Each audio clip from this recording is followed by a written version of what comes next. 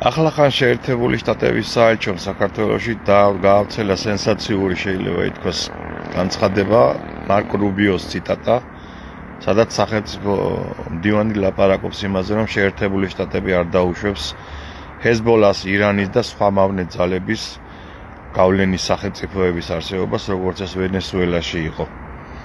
ანუ ეს პირდაპირ არის შეერთებული შტატების საელჩოს მიერ გაკეთებული მუქარა ტრამპის ადმინისტრაციის სახელით. სადაც ის ივანიშვილს აფრთხილებს, რომ თავი დაანებოს ირანთან და ასეთ მავნე ძალებთან ურთიერთობას. მაგრამ შეერთებული შტატები ამას არ დაუშვებსო. აი ეს არის ბორია ივანაშვილის, სიკრეტ სანტას, ტრამპის საახალწლო საჩუქარი ივანაშვილს. მოვიდნენ თქვენამდეც. აბა თქვენ იცით ახლა როგორ იწიოქებ და როგორ დაუძახებ ტრამპს Deep State-ის აგენტს.